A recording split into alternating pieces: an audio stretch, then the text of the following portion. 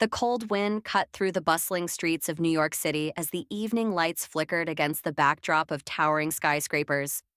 It was a city of dreams, a place where legends were made and forgotten just as quickly.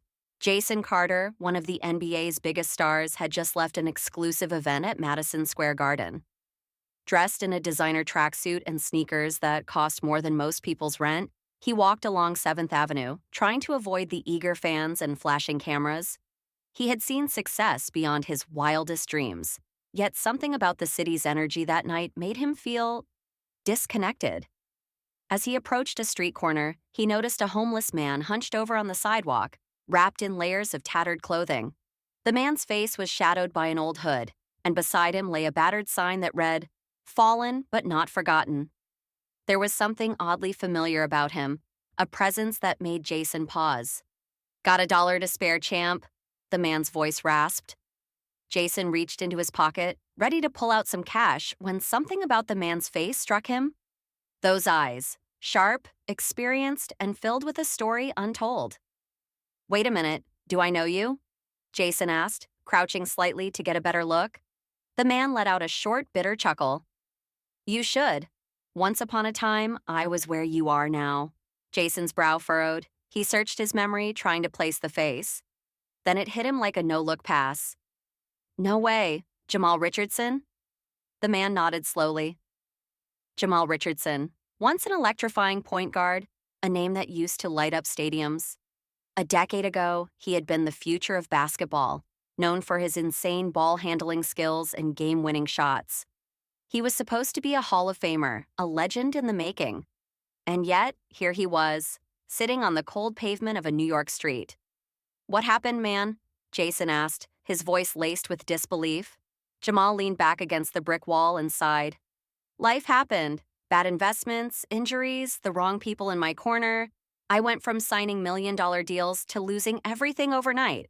One minute, you're on top of the world. The next, you're just trying to find your next meal." Jason shook his head. "But how did it get to this point? No one helped you?" Jamal exhaled, rubbing his hands together for warmth. "At first, yeah, but in this business, people forget you the moment you stop making them money. The calls stop coming. The endorsements vanish, and when you try to ask for help, they look at you like you're a ghost." Jason felt a lump form in his throat. He had always believed that talent and hard work guaranteed success. But here was proof that sometimes fate had other plans. Jamal continued, "I had everything, man. Cars, houses, the spotlight. But I didn't have real people around me. I ignored the warnings, trusted the wrong hands. By the time I realized it, I was drowning. And the league? It moves on without you." Silence fell between them as the sounds of the city echoed around them. Jason took a deep breath, the weight of the conversation sinking in.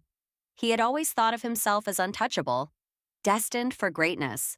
But looking at Jamal, he saw a reflection of what could happen if he wasn't careful.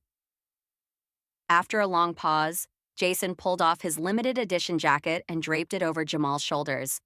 "I can't change the past, but I can help now." He took out his phone. "Let's get you somewhere warm, and after that, let's talk about getting you back on your feet." Jamal looked up, his eyes filled with something that had been missing for years. Hope. As the city buzzed around them, two men from different times, bound by the game they loved, shared a moment that would change both of their lives forever. Because in basketball, just like in life, the greatest comeback stories always start with a single assist. Jason Tatum was still struggling to process the shock of learning that Darius was once an NBA star. His story was proof of how a young athlete could fall from the top to rock bottom. But deep down, Jason believed that Darius wasn't completely lost. "I can't let this story end like this," Jason said with determination. Darius gave a bitter smile and shook his head. "You can't save me, kid. I'm already lost." But Jason had no intention of giving up. Jason started working on a plan to help Darius return to the basketball world. Using his connections, he looked for ways to offer him an opportunity.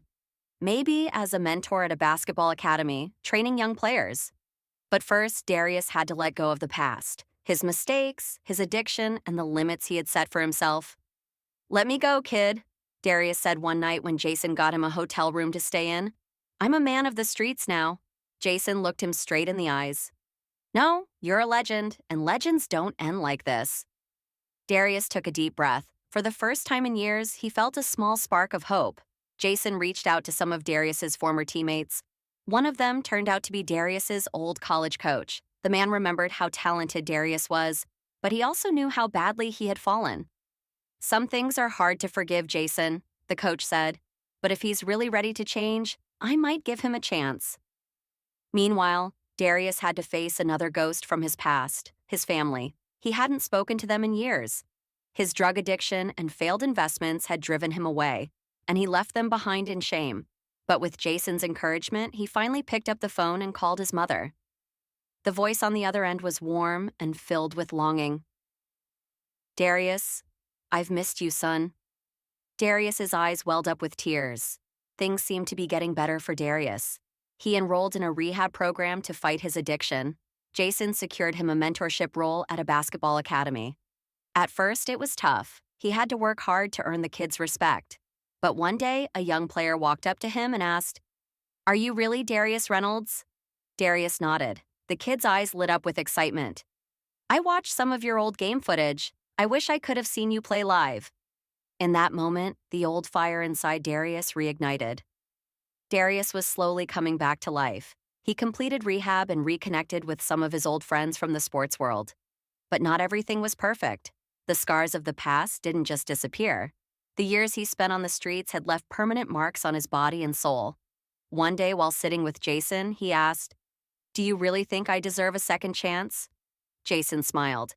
"You're a legend, Darius, and legends rise from the ashes." With Jason's support, Darius found himself again. He couldn't return to the NBA as a player, but he stepped back onto the court in a different way. By guiding young athletes and teaching them lessons from his own mistakes. Years later, he stood on stage at an event for retired NBA stars, preparing to give a speech. His eyes were filled with emotion. "Life will knock you down sometimes," Darius said. "But getting back up is up to you."